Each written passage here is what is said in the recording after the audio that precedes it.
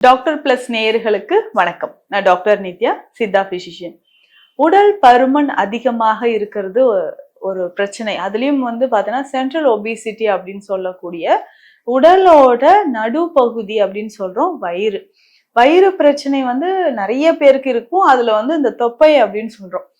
இந்த வயிற்றுல இருக்கக்கூடிய அதிகப்படியான சதைகள் எப்படி நம்ம சரி செய்யறது? நம்ம உடல்ல எலும்புகள் இல்லாத ஒரு பகுதினா நம்மளுடைய வயிற்று பகுதி சொல்றோம். இந்த வயிற்று பகுதியில இருக்கக்கூடிய பிரச்சனைகள் சரியாகிறதுக்கு முக்கியமாக இந்த மாதிரி அதிகமான கொழுப்புகள் ஃபேட் அங்க டெபாசிட் ஆகும்போது நிறைய பேருக்கு தொப்பை வரும். ஸோ இதுல ஒரு சிலருக்கு ரொம்ப லூஸா தொங்குற மாதிரி இருக்கும், லூஸ் டிஷ்யூஸா இருக்கும். இந்த மாதிரி பிரச்சனை பெண்களுக்குமே இருக்கு. சிலருக்கு என்ன ஆகும்னா வயிற்று பகுதி ரொம்ப கல்லு மாதிரி ஸ்டிஃபா பெருசா தெரியுற மாதிரி இருக்கும்.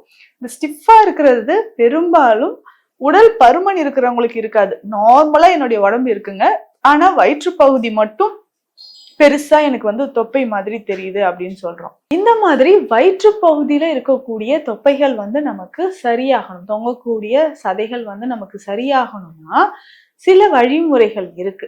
நமக்கு வயதிற்கு ஏற்ற மாதிரியான நமக்கு உடல் எடை இருக்கான்றத ஃபர்ஸ்ட் நம்ம செக் பண்ணிட்டு அதுக்கப்புறம் நம்ம அதற்கான சிகிச்சைகளை எடுக்கலாம். முதல்ல யாருக்கெல்லாம் இந்த தொப்பை வர வாய்ப்பு இருக்கு அப்படின்னா, ஃபர்ஸ்ட் பிசிக்கல் ஆக்டிவிட்டிஸ் ரொம்ப குறைவாக இருக்கக்கூடிய நபர்களுக்கு. பிசிக்கல் ஆக்டிவிட்டிஸ் யாருக்கெல்லாம் குறைவாக இருக்கும் அப்படின்னு பார்த்தோம்னா, ரொம்ப நேரம் நம்ம உட்காந்துட்டே வேலை பார்த்துட்டு இருக்கோம். முன்னாடி இருந்த மாதிரிலாம் இப்போ நம்ம ஒர்க் யாரும் பண்றது கிடையாது. ஸோ நடக்கிறதா இருக்கட்டும், ஓடி விளையாடுறது, இல்லை உடல் உழைப்பு, இது எல்லாமே குறைஞ்சு போச்சு இல்லையா?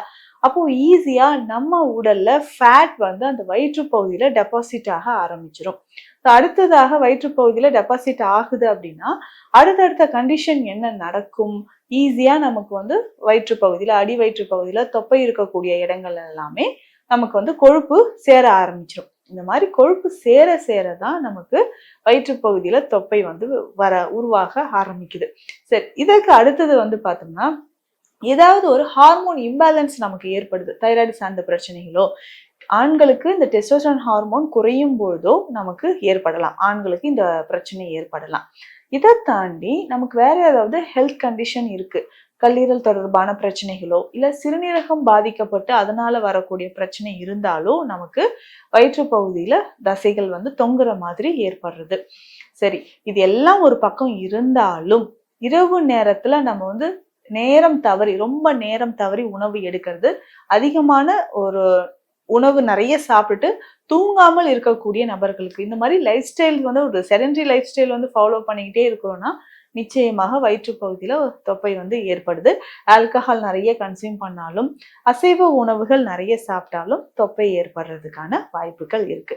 ஸோ இது எல்லாம் ஒரு பக்கம் இருந்தாலும் அடுத்ததாக நம்ம உணவு முறையில் ஃபாலோ பண்ண வேண்டிய சில வழிமுறைகள் ஈஸியா, அதாவது ஆன்டி கொலஸ்ட்ரால் ஹெர்ப்ஸ் அப்படின்னு சொல்றோம். அந்த கொலஸ்ட்ராலை கரைக்கக்கூடிய மூலிகைகளை நம்ம நிறைய உணவுல சேர்த்துக்கணும். அப்படி பார்க்கும்போது நம்ம வீட்டிலேயே பயன்படுத்தக்கூடிய மூலிகைகள் என்னென்ன அப்படின்னா, இஞ்சி, பூண்டு, சோம்பு, சீரகம், இது எல்லாமே நம்ம வீட்டுல பயன்படுத்தக்கூடியதுதான். இதை உணவில் அடிக்கடி சேர்த்துக்கணும். சரி, அடுத்ததாக ஒரு காலையில குடிக்கக்கூடிய ஒரு கஷாய வகையை நான் சொல்றேன்.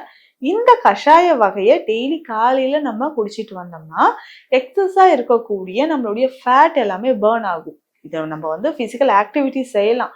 பிசிக்கல் ஆக்டிவிட்டி செஞ்சுட்டு அதனோட நம்ம என்ன பண்ண போறோம்? பிசிக்கல் ஆக்டிவிட்டி செய்யறோம், அதனோட இந்த மாதிரி கஷாய வகைகள், மருந்து வகைகளை நம்ம ஃபாலோ பண்ணும்போது நிச்சயமாக உடல் எடை குறையிறது, அடிவயிற்று பகுதியில் இருக்கக்கூடிய தசைகள் கரையிறது, இது எல்லாமே நமக்கு கண்கூட பார்க்க முடியும்.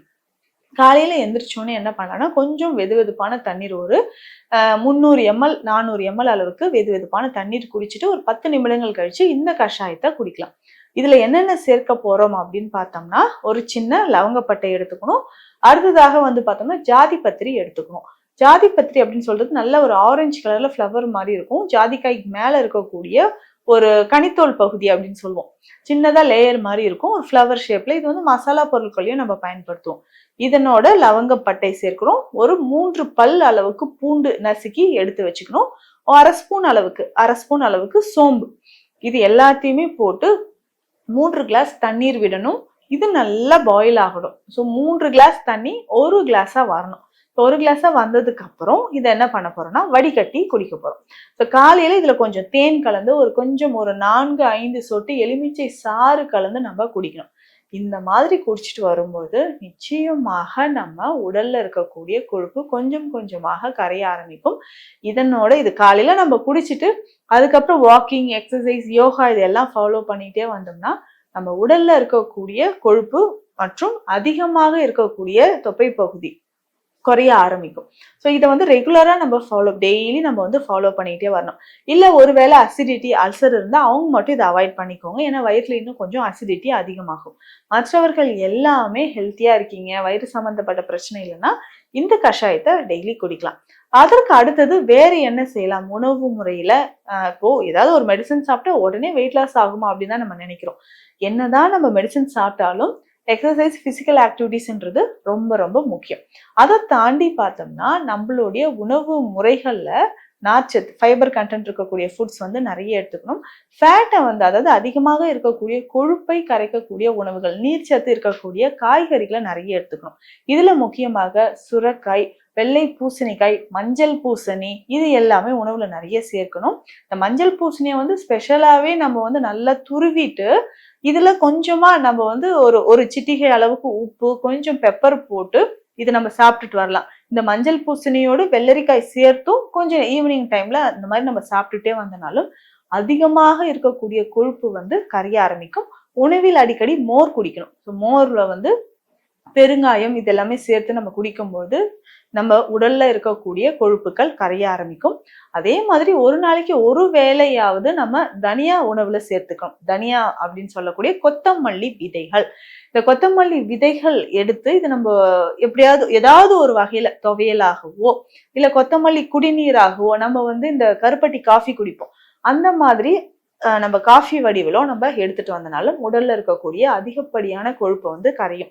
இல்ல இந்த கொத்தமல்லி விதைகளோட இந்த கொத்தமல்லி விதைகள் கொஞ்சம் லேசா வறுத்து எடுத்துக்கணும். இதுக்கு பாதி அளவு சீரகம், அதே அளவு சோம்பு, இந்த மூன்றும் சேர்த்து பொடி பண்ணி வச்சுட்டு நம்ம தண்ணீர்ல போட்டு அப்பப்போ குடிச்சிட்டு வந்தாலும் ஓகே. ஸோ ஒரு நாளைக்கு 1-2 தடவை நம்ம இது ஒரு 1/2 ஸ்பூன் 1 லிட்டர் தண்ணீர்ல போட்டு இந்த தண்ணீரை நம்ம குடிச்சுக்கிட்டே வரணும். எப்பெல்லாம் தாகம் எடுக்குதோ ரெகுலரா இந்த தண்ணீரை குடிக்கும் போதும் உடல்ல இருக்கக்கூடிய கொழுப்பு கரையிறது மட்டும் இல்லாம அதிகமாக தொப்பை இருக்கு, ரொம்ப பெருசா இருக்கு அப்படின்னு ஃபீல் பண்றீங்கனாலும் இந்த குறிப்புகள் எல்லாமே ஃபாலோ பண்ணுங்க. நிச்சயமாக ஒரு நல்ல ரிசல்ட் கிடைக்கும். பட் இது பொறுமையா தான் நமக்கு நடக்கும். ஸோ ஒரு மாதத்திற்கு 2-3 கிலோ அந்த மாதிரி குறையும். ஸோ உடனே ஒரு 2 days 3 days ஃபாலோ பண்ண மேஜிக் மாதிரி நமக்கு இது உடனே குறையாது. பட் நீங்க இதை ஃபாலோ பண்ணிக்கிட்டே வரும்போது ஒரு நல்ல ரிசல்ட் நம்ம எதிர்பார்க்கலாம். ஆரோக்கியமான முறையில உடல் எடை மற்றும் தொப்பையை கரைப்பதற்கு இந்த வழிமுறைகளை எல்லாம் ஃபாலோ பண்ணுங்க. நல்ல பலன் கிடைக்கும். மீண்டும் அடுத்த பதிவில் சந்திக்கலாம். நன்றி.